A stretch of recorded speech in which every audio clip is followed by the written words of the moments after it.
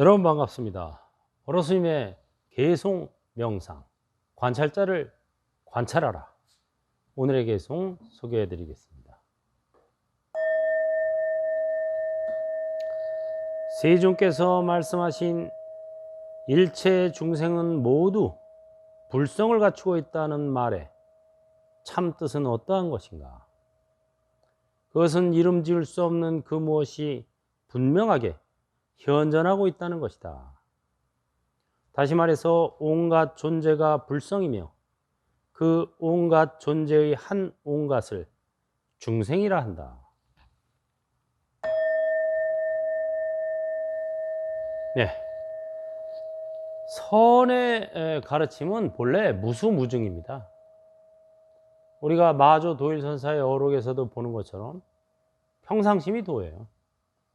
닦을 것도 없고 깨칠 것도 없다. 이게 바로 선의 기본적인 가르침이에요. 그런데 그렇다고 또 닦지 않으면 범부다 이랬어요. 그러면 어떻게 해야 돼요? 닦긴 닦아야 된다 이겁니다. 닦긴 닦지만 내가 닦아서는 안 된다는 거죠. 아바타가 닦는 거예요. 내가 닦는 게 아니라. 내가 닦고 내가 깨치는 게 아니에요. 아바타가 닦고 아바타가 깨치는 거예요. 그럼 뭘 깨쳐요? 몸과 마음이 아바타라는 걸 깨치는 거예요. 그래서 깨친 사람은 자신이 아바타인 줄 아는 거예요.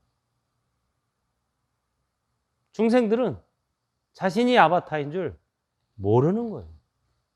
또는 머리로만 알고 있거나 입만 살아서 알고 있는 거예요. 온 몸으로 체득을 하지 못했어요. 여기서 보면은 도겐 선사가 정법안장에서 일체 중생, 시류 불성이라는 말을 제대로 해석하고 있어요. 일반적으로 이 말을 어떻게 해석해요? 모든 중생이 불성을 갖추고 있어. 갖추고 있으니까 수행을 하다 보면 이게 드러날 거야. 발견할 거야. 견성할 거야. 이렇게 알고 있잖아요. 그거야말로 아직 아바타인 줄 모르는 아바타들이 하는 말입니다. 일체는 중생이고 신류는 불성이다. 이렇게 해석했어요. 도겐선사. 일체는 모든 것은 불성이다 이렇게 되고, 사람들이 일체 중생은 불성을 갖추고 있다 이렇게 생각하면 그래? 그러면 내 몸 어딘가, 내 마음속 어딘가 불성이라는 게 있나 보다. 그래서 내가 수행을 하면은 이게 발현되나 보다 이렇게 생각을 해요. 그렇게 되면 불성이 어떻게 되겠어요? 옹졸해집니다. 예를 들어서 내 몸속에 불성이 있다고 생각해 보세요. 그러면 그 불성은 내 몸보다 클까요? 작을까요? 작으면 작았지 커지지는 않는 거예요. 또 내 마음속에 불성이 있다고 생각해도 몸속에 마음이 있고 마음속에 불성이 있으면은 마음은 몸보다 작고 불성은 마음보다 작은 거예요. 불성은 그렇게 옹졸한 게 아니에요. 우주보다 더 큰 게 불성이에요. 그러니까 거꾸로 생각해야 된다. 불성 안에 마음이 있고 마음 안에 몸이 있는 거예요. 내 마음이 내 몸속에 있다고 생각하는 사람은요, 절대 대인배가 될 수 없어요. 소인배로 살아갑니다. 자기 몸 속에 있다고 생각하니까. 다른 사람이 다 내 마음속에 품을 수가 없어요. 내 마음은 내 몸보다 훨씬 커 이렇게 생각해야 돼요. 네. 적어도 이 공간만에, 그래야 지금 이 공간에 있는 사람들을 내 마음속에 품을 수가 있는 거예요. 마곡산에 보철 선사가 부채를 붙이고 있었어요. 어떤 스님이 가서 물었죠. 바람의 본질은 변함이 없고 두루 작용하지 않는 것이 없는데 부채를 붙일 필요가 있습니까? 바람이라는 건 본래 흔들리는 거잖아요. 움직이는 거. 바람의 본질은 변하지 않고 두루 미치지 않는 것이 없는데 어째서 부채를 붙이고 있습니까? 그때 선사가 대답했죠. 자네는 바람의 본질이 변하지 않는 건 알지만 그것이 두루 작용하지 않는 것이 없다는 말은 모르는구만. 그럼 그게 뭡니까? 이게 답이죠. 항상 말씀드린 것처럼 마음 공부는 몸으로 하는 거고 몸 공부는 마음으로 하는 거예요. 사람들이 마음 공부를 마음으로 하려고 그래요. 절대 못합니다. 마음 공부는 몸으로 해야 돼요. 왜? 우리가 몸과 마음 두 가지로 이루어져 있는데 물론 안에는 불성이 있지만 그 바닥에는 마음 공부라는 건 마음이 없어지는 공부예요. 무심. 마음이 없어지면 뭐만 남아요? 몸만 남아요. 네. 아주 중요한 얘기입니다. 그러니까 선은 본래 무수무중 닦을 것도 없고 깨달을 것도 없지만 그럼에도 불구하고 이 몸으로 닦는 거예요. 누가? 아바타가. 편안히 앉아서 좌선을 하겠습니다.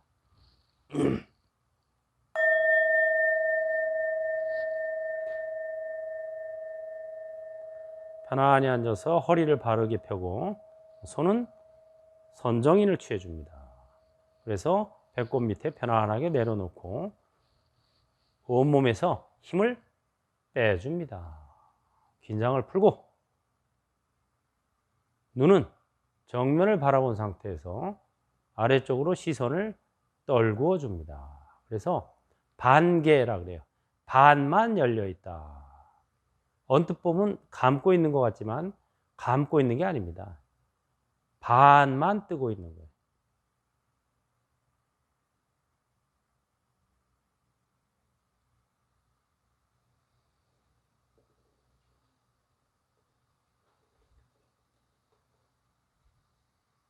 다만 앉아 있을 뿐 아무것도 안 해도 돼요. 하지만 마하반야바라미를 하는 이유는 일심으로 가서 무심으로 가는 연습을 하는 겁니다. 처음부터 아무 생각도 안 하고 아무것도 안 하고 앉아 있을 수 있으면 그렇게 앉아 있으면 돼요. 그게 바로 지관 타주합니다. 그런데 앉아 있다 보면 호련히 이 생각 저 생각 일어납니다. 그럴 때 얼른 아바타가 딴 생각하고 있구나 하고 마하반야 바라밀 해줍니다.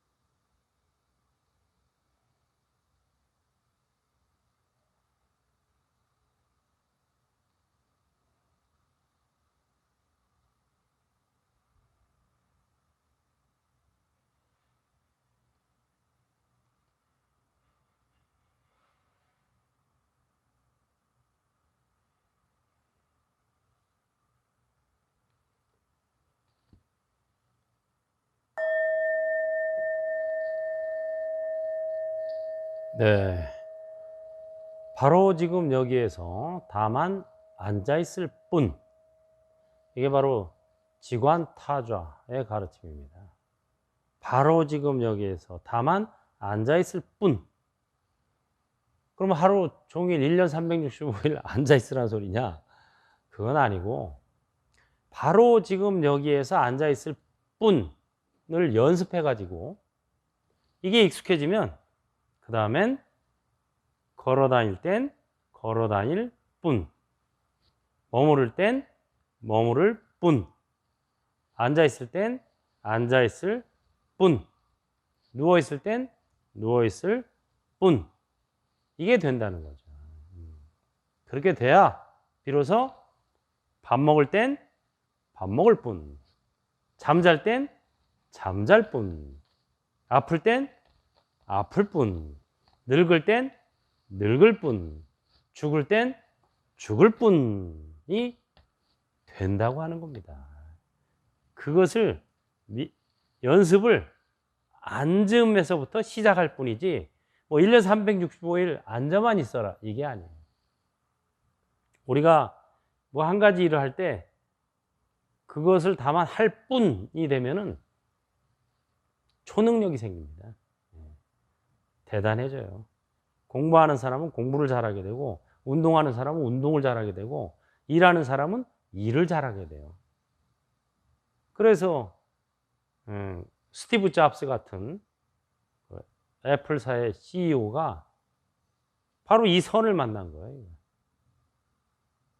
선 중에서도 이 묵조선, 계통의 선을 샌프란시스코에서 선센터에 다니면서 이걸 만납니다. 그래가지고 세계적인 CEO가 된 겁니다. 여러분도 어느 분야에서 어떤 일을 하든지 간에 바로 지금 여기에서 할 뿐이 되면은 성공은 따놓은 당상입니다. 마하바냐 바라밀